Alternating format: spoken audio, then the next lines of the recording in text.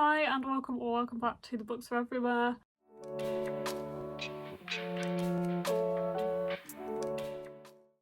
Please excuse this bad lighting. I am here to discuss the books I read in September. I read 11 books in September, which is bang on average for me. I just seem to, I don't know why, I read 11 books pretty much every month, or I have for like the past couple of months. So that is not a surprise, although I was kind of hoping that I'd maybe read a bit more because I've been listening to so much audio. But alas, I have read 11 books. I am here to discuss these 11 books with you now. I will say that I did record a July and August wrap up, but I've never edited that video and now it is too late. So I thought let's just draw a line and do a September wrap up for you guys. So I'm going to dive right in and talk about the 11 books that I read in September and what I thought about them. So the first book I finished in September was The Dead Romantics by Ashley Poston. I went through a phase of listening to Ashley Poston's adult romances on audio and I really enjoyed that time. I really loved her books. I listened to The 7 Year Slip first and then A Novel Love Story and then this one, and it was just fun. These are great. I definitely love The 7 Year Slip more, which was the first one I read. But I'd say this one, I don't know, this one might be my least favourite of all of them, but I still really enjoyed it. This one's following a woman called Florence who's a ghostwriter. I'm pretty sure that she is living in New York, or at least like a big city, but her family is from this small town and her family runs a funeral home. But she has always seen ghosts in her life.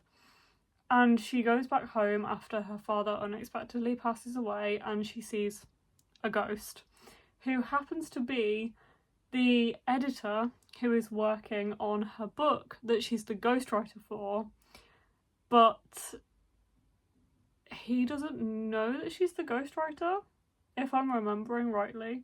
But anyway, he's the ghost that turns up at the front door of the funeral home when she's gone back to her family after her father has unexpectedly passed away.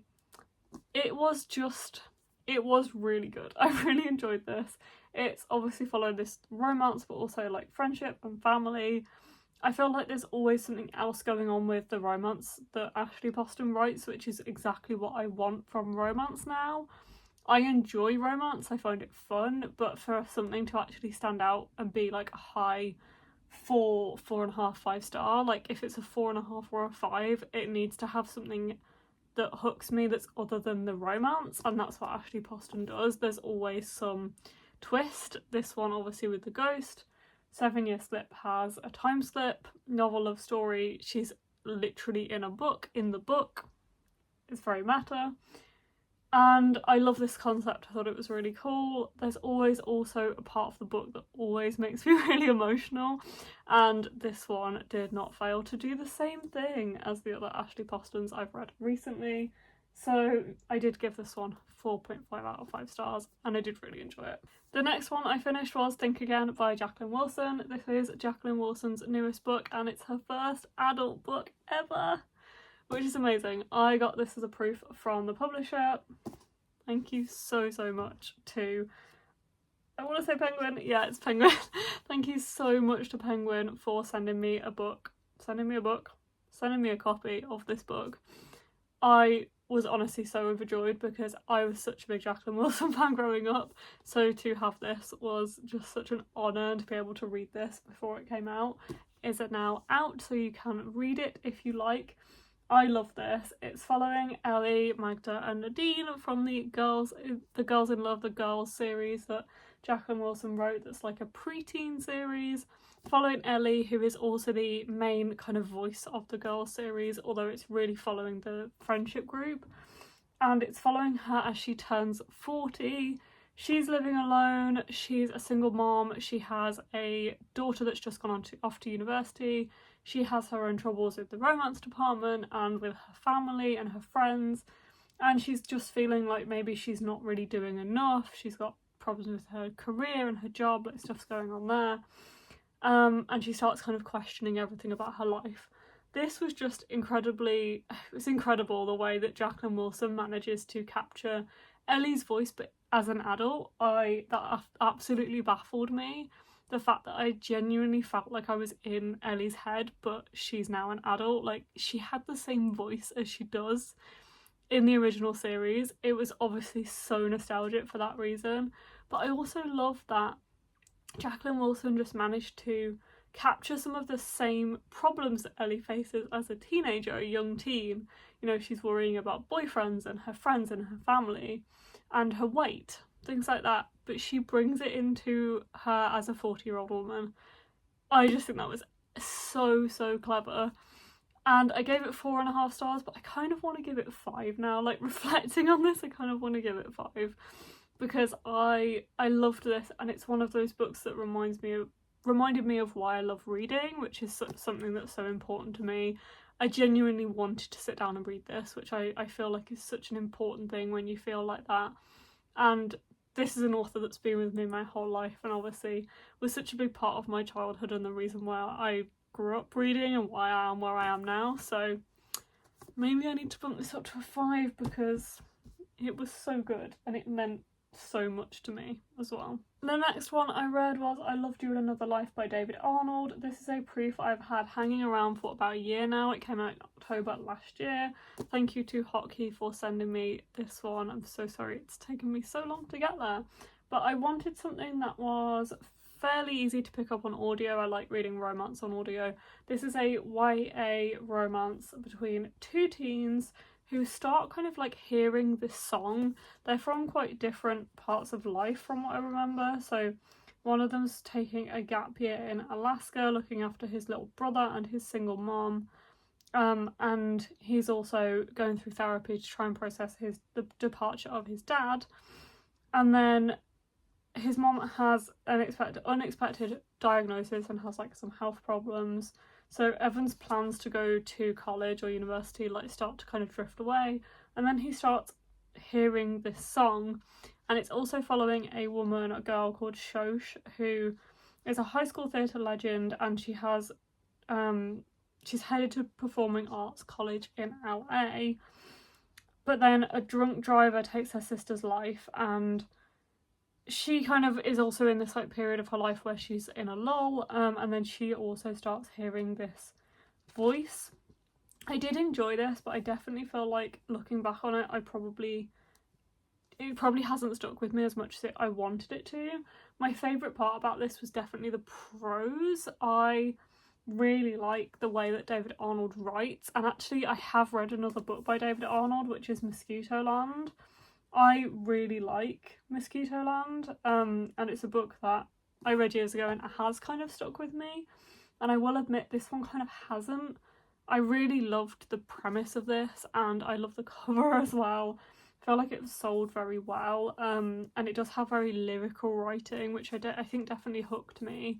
At the time it was very atmospheric, but looking back I don't think this has left as much of a mark on me as I wanted it to. So maybe I should change my rating for this too. I did rate it 3.5 stars, but looking back I think maybe it's more like a 3. I did like it, but I didn't love it, basically.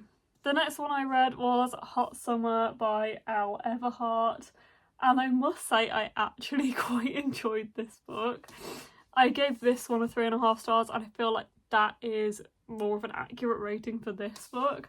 This one is following Kaz. So Kaz works as a kind of social media person for a dating app, and she ends up in this weird agreement between the dating app that she works for, which is called Friday, if I remember rightly.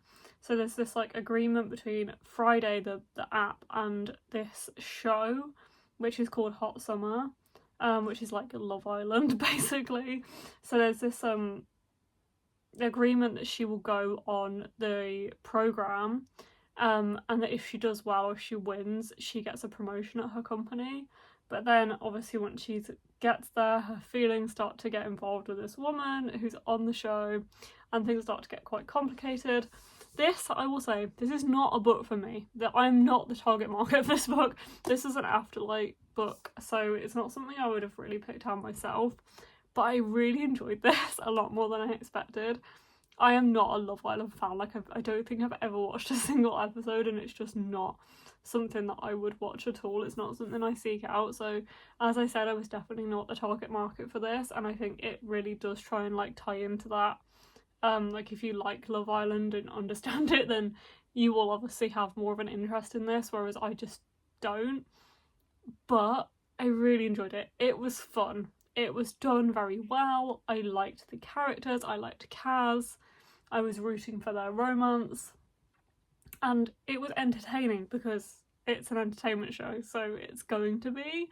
And I liked the way that all of that was incorporated. I thought that was written, it was written very cleverly. And I liked the message that this one had at the end as well, which it was definitely a bit predictable, but I did really enjoy it, and I thought it was fun.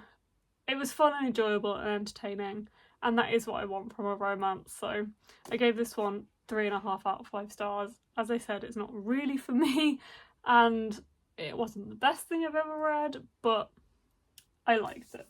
The next one I picked up was Lies We Sing to the Sea by Sarah Underwood.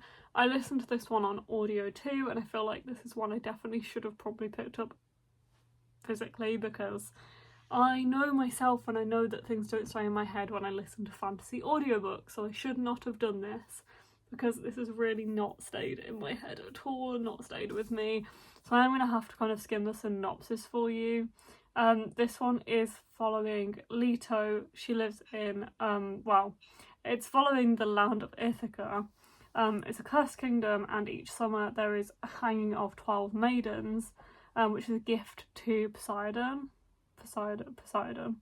And for 17 years Leto has escaped this until now. But death doesn't claim her, and she ends up in this weird plane of like a mysterious island with an immortal called Melantho, who greets Leto and tells her that Ithaca's sacrifices are the legacy of the great Odysseus, payment for the lives of Queen Penelope's 12 maids cast into the ocean centuries ago. Leto has the chance to break the curse, but she has to kill the Prince of Ithaca. And then it's also following Prince Matthias, who is the Prince of Ithaca, who seeks to free his kingdom from the curse. Leto is then torn between her growing love for Melantho and Matthias, and she needs to choose a path to follow. By breaking the curse together, they will save thousands of lives, but if they fall, then the tides of fate will drown them all. I liked some things about this book. I liked the characters, and I liked this kind of, well, it's a bit of a love triangle they have going on, and I really liked the atmosphere. I feel like this was a very atmospheric book, and if I could really immerse myself in it, then I did quite enjoy the prose, and I found myself feeling quite enveloped in the story. However, it did not hook me, and I feel like it's a book that if you're not paying attention from the start, you don't really get it. You can't miss anything that's going on.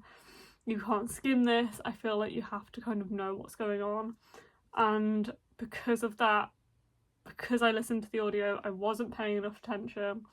This is probably partly on me or mostly on me, and I'm definitely going to keep this in the attempt to maybe give it another go in the future, but I was not a big fan of this, to be completely honest.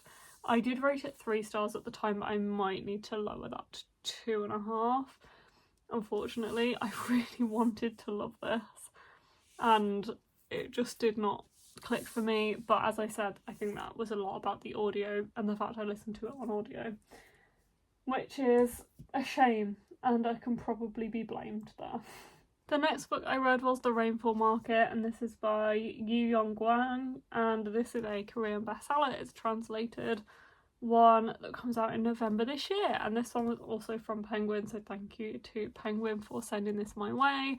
This one is following our main character, who is called Serin, and from what I remember, she's listening to this like radio show, I think, at the start of the book, but the synopsis says that there's this house on the outskirts of Rainbow Town, and if you send a letter there, you might be picked to be sent a ticket. So you send a letter about your misfortunes and things you're struggling with in life, they might send you a ticket. It's like this kind of, not competition, but this like rare thing where you might get sent a ticket to go to this house on the outskirts of Rainbow Town, and if you do, and you get this ticket, you can kind of exchange your life. Well, the tagline is, would you trade your life for another? And when Seren gets there, because she gets a ticket, she meets a magical cat who is like a companion, and they search through bookstores and perfumeries and fantastical realms together, where as Seren tries to determine what her perfect life looks like. I quite enjoyed this. I felt very enveloped in the story. It was one of those books that did make me want to pick it up, and I just felt like it's this kind of quintessential fairy tale feeling, a feeling like you are reading and in this book when you're reading it. I don't know how to explain that sounded so stupid, but it really makes you feel like you're reading a fairy tale, and I really liked that, and it felt very comforting and warm, and I liked that. And I liked the moral of this story as well, which I feel like was evident from probably quite early on in the story, kind of what was going on when Seren gets to the Rainfall market, and I did quite like that. And it definitely has this kind of surreal magical realism atmosphere that reminded me of something like Spirited Away. I can kind of picture it as the theme park in Spirited Away and like the bathhouse. I definitely was like thinking about it kind of like that, and there was a lot that I liked about this. I wouldn't say that it blew me away, and I feel like it maybe sometimes lost me or started to feel a little bit repetitive towards the end, and maybe hasn't left as much of an impression on me as I wanted it to.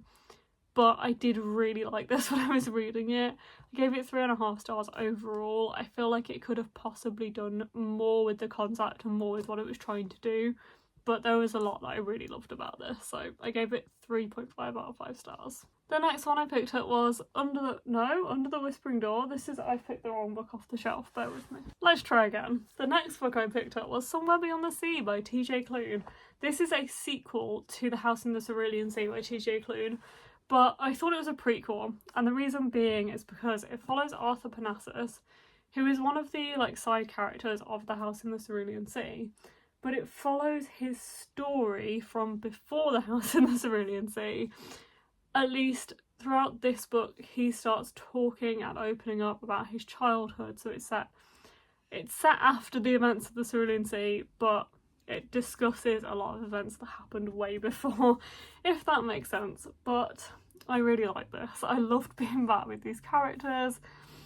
The House in the Cerulean Sea it was my favourite book of the year when I read it, and it was just so heartwarming and so lovely.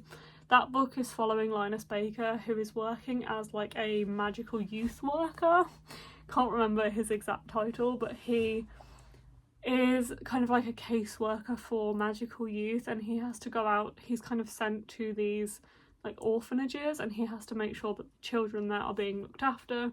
We're in a world where these children are magical, and there is this particular orphanage that's on this island where it's called Marcius Island, where the particularly difficult, I use that word because that's definitely not the way we should be describing them, but that's the way the magical government sees them, the most difficult children, including Lucifer, who is obviously son of the devil. So that's just to give you an idea of the kind of children that are on this island, and he goes there obviously with this cynical mindset, and then he ends up, it's just very heartwarming and lovely. And he also meets Arthur, who is the headmaster of the orphanage, and this is following more of Arthur's story. It's quite political, and it's definitely about them kind of against the government, but I'm not complaining about that. I really loved it. I loved this book, and I loved the first book so much, and it was just such a joy to be back in this world and back with these characters, the children and Linus and Arthur, and it was just so fun and so heartwarming, and I feel like I could read endlessly about their lives and their adventures. We also had an introduction of a new character who I loved, and I loved the way that was kind of woven into the story as well. This was great. I really loved it, and I feel like if you enjoyed The House in the Cerulean Sea, then you're probably going to enjoy this too. The next one we have is Godkiller by Hannah Kaner. This one I felt like was such a big book when it was released, and it had so many good reviews, and it was just talked about a lot, probably especially on TikTok, on BookTok. And I feel like this is probably the case of me listening to fantasy audiobooks strikes again, because I did not enjoy this very much. This is not... You know what though? Did I listen to the audio? Yes, I listened to the audiobook for this, mostly, if not all of it, on audio. Yeah, but I did a buddy read with Alex, and I'm glad I finally read it because I've had this on my shelf for a long time. This one is following a Godkiller, unsurprisingly, called Kissan. Her family was killed by a fire god, and now she makes a living by killing gods and enjoys it. But then she finds a god that she can't kill, called Skedi, who is a god of white lies, and somehow bound himself to a young noble, and they're both on the run from unknown assassins. She's joined by a disillusioned knight on a secret quest. They must travel to the ruined city of Blenradden, where the last of the wild gods reside, to each beg a favour. They're pursued by demons, and in the midst of a burgeoning, is that how you say that? Civil war. They will all face a reckoning. Something is rotting at the heart of the kingdom, and only they can be the ones to stop it. I do not remember a lot of this. I just felt like I did not care, to be completely honest, about what was going to happen in this book. I liked some of the scenes. It definitely made me hungry. There was some great scenes in like pubs as they were travelling, and I feel like this was really trying hard to do that found family, fantastical, magical, Six of Crows type thing. And I really like the idea of them going on this kind of like road trip. I love a road trip book, and the fact that they were stopping and having like fun nights in pubs and playing darts and eating cinnamon rolls. There was a lot of food, and I liked that, and I liked the scenes when they were like sat around tables and stuff just having a chat. But I didn't really like a lot of this book, and I'm definitely not bothered about carrying on with the series. I won't lie, I gave this one 2.5 stars, and once again that might be more me than the book because I listened to the audio, but I definitely don't feel the need to carry on with that series. The next book I read was Mr. Penumbra's 24-Hour Bookstore by Robin Sloane. I really liked this one. It's following a character called Clay, who has just lost his job, as a web designer, and ends up getting this job at a 24-hour bookstore as like a night clerk. Like, he stays there overnight, he works the night shift, but he realises that there's more going on in this bookstore than he originally thought. It's not just a bookstore, there's other happenings. He then starts kind of dating this girl from Google, and they start trying to kind of uncover what's happening in the bookstore. I really enjoyed this. It was so cleverly done, and it really hooked me. There's a mystery element to this which is so cool, and it's a book about books, which I love. I feel like some of it definitely went over my head, and I feel like maybe that's not necessarily the worst thing. Like, you don't have to maybe necessarily completely understand everything that's going on, but that's the reason why I gave this 4.5 out of 5 stars rather than 5 stars, because I definitely felt like it lost me in places, and therefore there was a part of me that felt like I wasn't getting everything out of the book than I should. It really goes into code breaking, which I like, and I found it just very compelling to read. And I also liked some of the subject matter in here was just so nerdy, and I loved that. It was great, and I feel like there's a lot, just like the way they talk about their love for things, that is just really, as I said, really nerdy topics, but it comes across so well. And this is one I will definitely recommend to people, so I gave this one 4.5 out of 5 stars. And the next one I picked up was The Cinnamon Bun Bookstore by Laurie Gilmore. This is another one I listened to on audio, and this is following Hazel, who works in the Cinnamon Bun Bookstore. She is shelving one day, she's working in the shop, and she notices that there is a book out of place. She goes and picks it up, and there is a clue inside. And who to solve these clues with but the town's fisherman, Noah, who is always up for an adventure. He is always coming into the shop and asking for recommendations, and there's kind of a spark between them. and they start this like scavenger hunt together. And this one is a sequel to the Pumpkin Spice Cafe, which it's just great. They're fun. It's nothing amazing, but they are really enjoyable. I read the Pumpkin Spice Cafe around my birthday last year just because I just wanted the vibes. I wanted the cozy autumn vibes in this small town that's like Stars Hollow, which obviously the main character, obviously the author is a big fan, seeing as she has a pen name of Laurie Gilmore. It just feels like you're in Gilmore Girls, and sometimes you just want that, you know? It's not amazing, but it's very comforting and it's very autumnal, and it's like being wrapped in a warm blanket on a cold day. And I really like that, and I love that this was set in a bookstore, and I liked the characters, and I rooted for the romance, and I liked the friendships in here. So I gave this one 4 out of 5 stars, because, as I said, it's nothing amazing, but am I going to carry on reading the books in this series? Yes. Am I excited for the Christmas Tree Farm? Definitely. I'm glad I picked this up. It was great. Last but not least, I also read The Pairing by Casey McQuiston. I actually listened to this one on audio too. As I said at the start, I've been listening to a lot more on audio. This is another Afterlight book, and I listened to this because it's set in summer. It's very much a summer book, and I was like, if I don't listen to this now, read this now, I won't for another year until the weather gets warm again. This is following Theo and Kit, they were childhood best friends, they had crushes on one another, they ended up falling in love and living together and thought they'd spend the rest of their lives together, and then they had an explosive breakup.